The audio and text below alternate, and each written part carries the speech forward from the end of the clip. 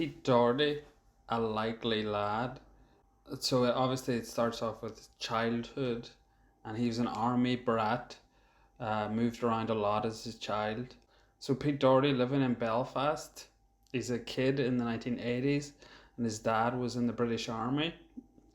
During the Troubles in Belfast, they played with local kids in the streets who would say, "Hey, we love your daddy because your daddy kills Catholics," which is shocking, and I'm sure it's totally true. This is the kind of stuff that went on there at this time. Let's hope that that has changed now. And Pete says that they would look under the car every morning for car bombs. That those really were the times that he was coming up in. So his father is an important, conspicuously absent figure in the book. Um, his dad could be, he's mentioned several times, but his dad could be distant, cool, and at times cruel. Does that kind of cruelness create an addict later in life? We can only speculate. For example, one story, he says, "Dad arrived towards the end of the game. He's playing football and he missed my goals." So his dad didn't see Pete score 3 goals, but he did see him miss a sitter. And he came off and he ran over to his dad and said, "Dad, look, I scored 3 goals." And he was really happy. But the dad was having none of it, and he made Pete do shuttle runs on the road by the side of the pitch, which was a real humiliation for a child. But his dad was a tough soldier, I guess, so that's what he knew. Pete had some mad stories about hallucinations as a child. He said he called them the Christmas hallucinations because they would come once a year. This is all before the drugs, and these stories sound embellished and romanticized and a bit made up. Later, he says that he was reminded of the Christmas hallucinations the first time that he shot ketamine, and he also said that he had a similar sensation when he jumped off a cliff into the sea in Cyprus and banged his head. So football and QPR, or Queen's Park Rangers, that's an early obsession. He wanted to be a kind of cool, skillful Johan Cruyff type player with his socks around his ankles. And didn't we all want that? He said that after the first game, he pretty quickly became obsessed with everything to do with QPR. QPR became my life. So he had that as his first passion and obsession. Then later, as a teenager, he would buy big boxes of secondhand books, and he became this kind of swooning romantic because he was. It seems to me that he had an intelligence and a poetic sensibility that wasn't really being engaged anywhere else. So QPR and secondhand books was the way to that. Then his sister went to Brunel University, where she met Carl Barat, and then subsequently Pete met him, and he decided, "Oh, I found my guitarist." The Libertines are synonymous with Albion. This notion of Albion, he writes, it actually came from a book by a Mancunian cultural commentator called Michael Bracewell. The book is called "England is Mine, Pop Life in Albion, From Wild to Goldie." So Pete and the Libertines have this kind of quaint Britishness, going from the English music hall tradition through Chaz and Dave and Tony Hancock. He's kind of obsessed with Tony Hancock. So comedy as well. In the book, Pete talks about how he was always coming up with schemes about how to get on TV. Maybe most notably, his appearance at the Oasis album launch. It must have been for Be Here Now, and you can watch that on YouTube. This would have been on MTV.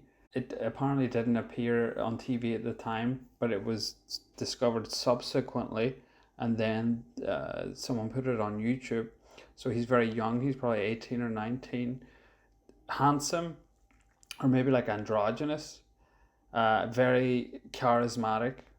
This is something that comes up in all the documentaries that you'll see about him. He's totally charismatic and has such a magnetic personality.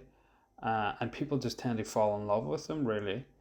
And he's funny, and has a great kind of way with words. But it's funny to think about him trying to being obsessed with getting on TV, and it makes you think how different the media landscape is now, because at that time, so you had to get on TV, but TV seemed so distant and impossible to actually get on. It was such a bottleneck, and you had to go to these gatekeepers, but they were impossible to get to. So how could you do that? It seemed impossible. For example, he says that the idea of meeting anyone who was in a band was magical. It was like meeting a knight of the round table. So he's like this a lot in the book. He's kind of romantic and naive and rhapsodic, but in an endearing way. About Carl, he says, I actually wanted to be the singer and have Carl be the guitarist, like Morrissey and Johnny Marr. But Carl said, no, you're not singing. We're both singing, and you're going to have to play the guitar as well. So for Pete did well in his A levels and then went to university in London, but that didn't last long. And then you have him dropping out, and he was in a series of dead end jobs trying to get Carl to rehearse and write. The thieving starts early with Pete. For example, he's working in a theatre and he's shortchanging old ladies when they were buying ice cream. So if they give him a tenner for some ice cream, he would give them the change as if they had given him a fiver. And he said what they never said anything about it when he shortchanged these old ladies. He says that he would go away jangling from that theatre, money to buy food, but also booze, and later then other drugs like speed, ketamine, and so on. Fighting a lot with Carl in the early days, physical fights, sometimes even a knife being pulled once and the police being called, and Carl getting very frustrated with their lack of success. Pete has a tendency towards self mythologizing. He's open about that in the book at some points. He talks about embellishing or just making up stories about his life. In the early days of the Libertines, when he was talking to enemy journalists a lot, so he would just make up fake stories about working in brothels and whatever to try and make him and the Libertines seem more interesting or romantic. He says, I was so desperate to make fantasy real. Performance was the only way. Dad continues to be cruel and unsupportive at times. Apparently, Pete brought a girlfriend home, and his dad said to the girl, you seem quite intelligent and nice. What are you doing with him? There's something with the dad. Maybe the dad's threatened by Pete, who's kind of tall and good looking and kind of poetic and intellectual and artistic, which maybe intimidated the father, or the father thought that was too effeminate. Pete talks about seeing the Strokes in magazines and then listening to the music, and starts off with jealousy and outrage that these New Yorkers had achieved what they were trying to do. But he said that he loved the music begrudgingly. So they saw the Strokes' first gig in London and then followed them to Liverpool to watch them again. And he says, with loads of blokes in Reebok classics as well as the rock and roll kids. Pete said he was thinking, this could happen here. There could be another great band. We need to remember that this book, it wasn't as if Pete wrote it himself. It was ghostwritten, taken from a series of long interviews done by a journalist. So eventually the Libertines managed to get signed by Rough Trade, and then the Bacchanal really begins because they have money then.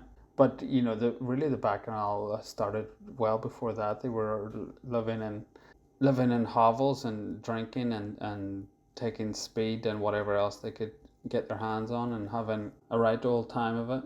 You know, heroin and crack were already on the scene, maybe even before they got signed.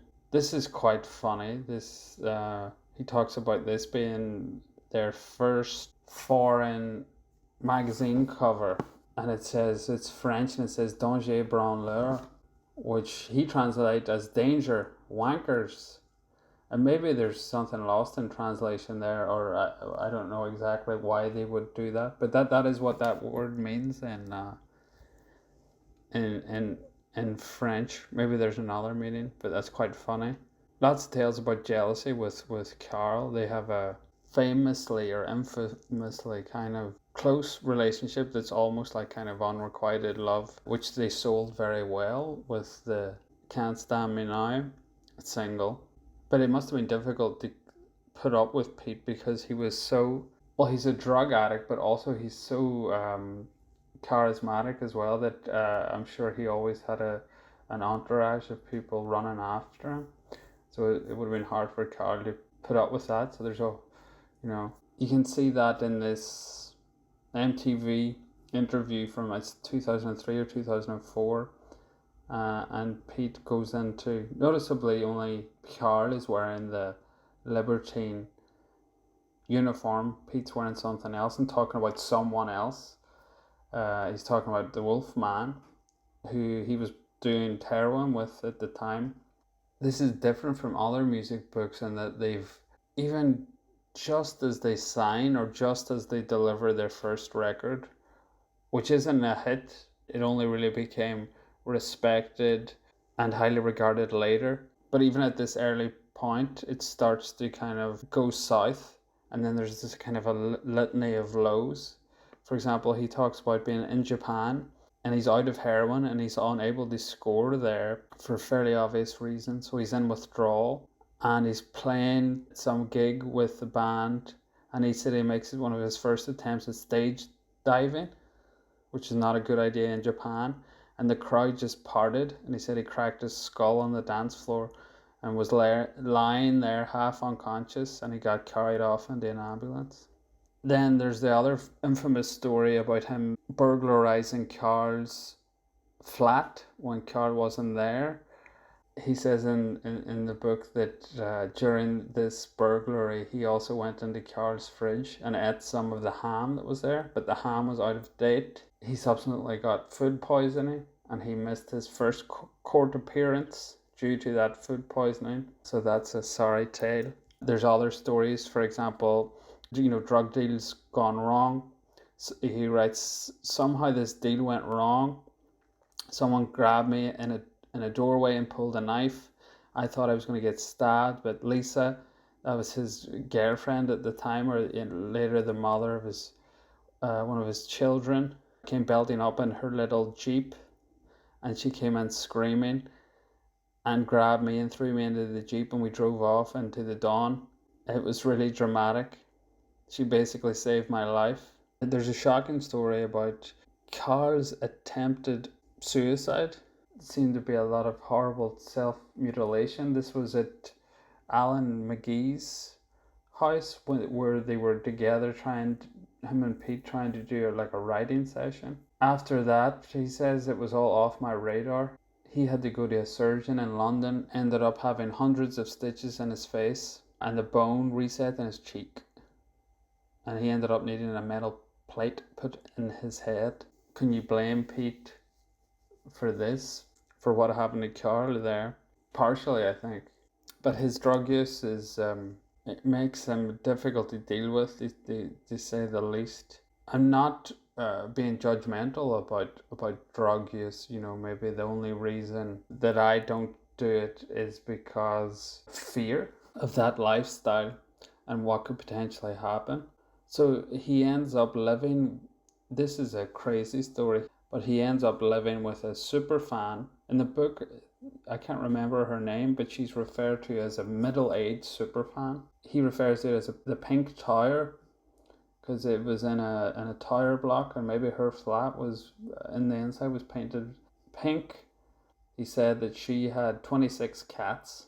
So she was a super fan and gave him a bedroom in the Pink Tower, and he would sit in the bedroom and do ketamine and heroin and whatever and sort him out. What a bizarre relationship, and what a weird situation for a signed recording artist to be living in. And then back to his dad telling him that he was a liar and a thief and a junkie. But he was, at that time. 2006 seems to be nothing but him using and going to jail. He says that I was doing lots of gigs for cash in hand at that time. The next day I'd buy gear, a new hat, and a Jag. That was my life for a long time, and I loved every minute of it. So he's kind of defiant then about his drug use, and then strangely naive about life, the way he lived. Gear, a new hat, and a new Jag, and then he was delighted with himself. Pete tends to romanticize his drug use and the lifestyle that he had in his 20s. But after a while, you can't really, not only can you not romanticize it, it also becomes boring because it's so repetitive. It's just the same things again and again. It's the same litany of drug deals, getting high, and getting arrested. Talking about being in the Priory, so being in rehab, he says, I built up quite a big gang of mates in the Priory, young addicts who were also music fans. It was like a summer camp in some ways. We were all doing ketamine and having a big laugh in the group sessions. So that's not really a good advertisement for the Priory, if they can get ketamine in there.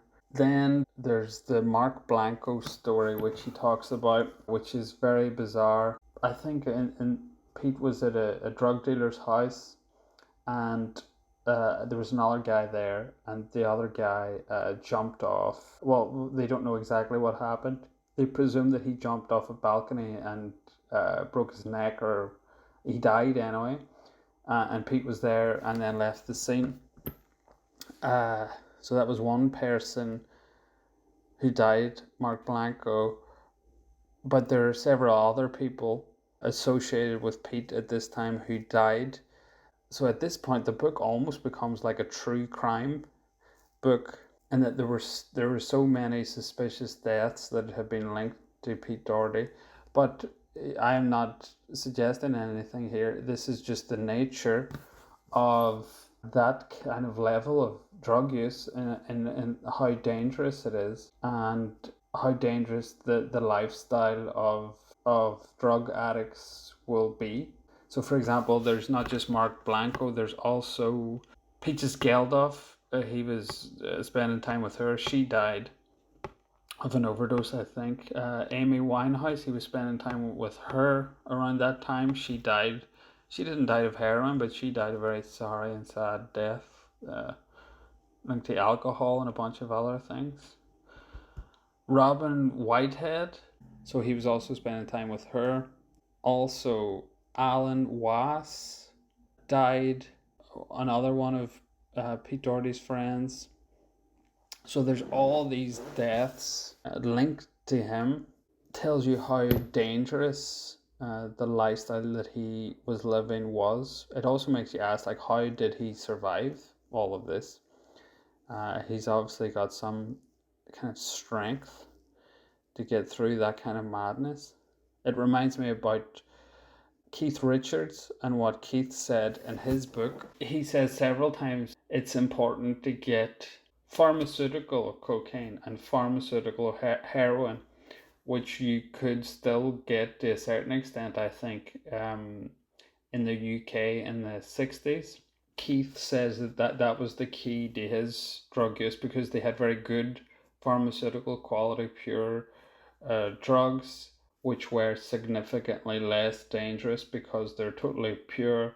So it's not like street drugs peddled by gangsters, which are, cut with baby powder and bleach and God knows what else. Pete talks about 2007 being on holiday with Kate Moss in Thailand. Pete says, I went AWOL at some point and met these backpackers and ended up getting arrested. I was running around like a maniac. These backpackers filmed me banging up, so taking the heroin in this hostel, and sold the footage. Kate and David Tang came to bail me out of the police station. I was so out of my head I called Kate a prick and did a flying kick at her and then ran off down the motorway. The next thing I know, I wake up in Heathrow Airport in a pair of Thai policeman's shorts and I don't have my passport. So it's those kind of shocking stories, because even for Pete, who seems to be a real soldier, very strong when it comes to kind of drug taking, even for him, it's extremely difficult to balance these extremely strong drugs that he was taking and not to fall off the edge either way, which he obviously did several times and got completely out of it. But it's amazing that he didn't overdose on heroin more. Even though he was a signed artist on a label and his girlfriend was a multi-millionaire model, even at that time, he could still never keep a flat. He couldn't manage to maintain a place to live because all the money went on drugs, and that's why he would end up back at the Pink Towers. So it's really quite sad. 2009, 2010, there was definitely a lot of making or playing music just to buy drugs. It seemed impossible for people to differentiate between me as a musician and me as a personality. And I couldn't stomach that really, and I felt a lot happier and safer in my little drug bubble. He says at one point, I was really struggling physically. At one point, I was getting a lot of abscesses and veins were just collapsing. And he ends up in rehab again. So like his body's kind of breaking down at one point. That's what you get for taking that street heroin. It gets a bit tiring after a while with all these overdose stories. It reminds me of this book, which I've just been reading recently, called Chasing the Scream. It makes a very convincing argument for the legalization of all drugs and how that approach actually reduces addiction and the crime surrounding drugs, because the money is taken away from gangsters who are violent and the government can have the money instead. And also people who use drugs are not vilified and ostracized, which is obviously much better. Chasing the Scream suggests that the people who take these very strong drugs are, they're in pain in some level, and this pain can come from emotional pain, from trauma. They could have had a traumatic childhood or whatever, and they need to be treated with more dignity. So back to Pete, and he says after getting into a fight in the street in Paris in 2016, so he got into a fight, ended up at the police station. At the police station, he says, I pulled my pants down and pissed all over the counter and was shouting stuff about the war. So he lost his tracksuit bottoms and his phone. And then when the police came to interview him, he said he had just had his QPR shirt on and his pants and a piss-soaked blanket that they gave him. So that's the lowest of the low. But he did get there, he did get clean. And it's just amazing that he survived all this stuff. The fact that he came through all of this is, I suppose, a testament to his personality, and that people are attracted to him and fall in love with him, and then they will kind of help him and protect him because people love being around him, I guess, and people do love his music. Did you see the stylish kids in the riot, shoveled up like monks, set the night on fire?